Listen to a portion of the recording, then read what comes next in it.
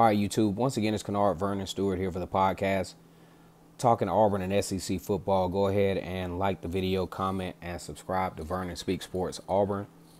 And as always, it's great to be an Auburn Tiger, War Eagle.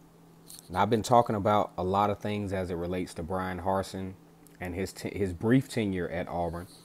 A lot of folks are speculating that he could be in the mix for the job at Washington, which in my opinion, I don't think that makes sense, but it is what it is. But we have to reverse back to an SEC coach, Dan Mullen, who was well on his way to being one of the front runners as a great coach in the SEC. Actually caught Georgia slipping during a time that they were, really doing some really good recruiting. Beat Georgia epically during the pandemic year and made it to the SEC championship, pushed the envelope with Alabama, and actually almost probably should have beat Alabama to possibly proceed on to the college football playoff, but didn't make that happen. But still, Dan Mullen was in that position to where things could have really been great for him. But an epic fail with one of the more premier teams in the SEC East in 2021 has led to Dan Mullen, a great offensive mind, a great offensive coach, a guy that's consistently engaged in the offensive processes during the game. He's very patient. He's very strategic as to how he keeps defenses out of position to make things happen. Has failed miserably at Florida, and now he's on the unemployment line. Here's what Bryan Harsin can learn from this.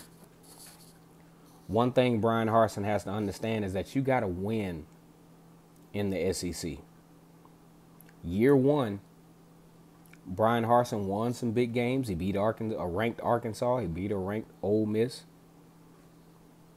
But a 3-game downslide is a one-way ticket out of the SEC. The SEC is a brutal conference. It's a brutal competition. You have to recruit on a high level. And I'm hoping that Bryan Harsin can learn from what has happened to Dan Mullen in the SEC. Dan Mullen had everything in front of him.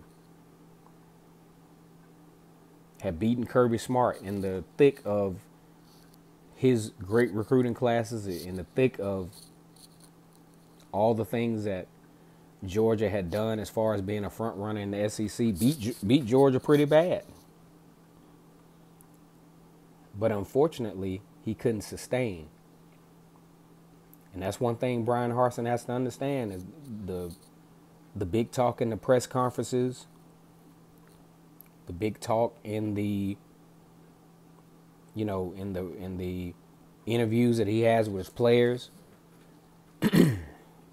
is not going to sustain in the SEC. You got to win football games. You can make it look good, you can make it sound good, but if you don't win, you'll be in the same boat as Dan Mullen. As much respect that Dan Mullen had in the SEC, he couldn't get results, and he was out.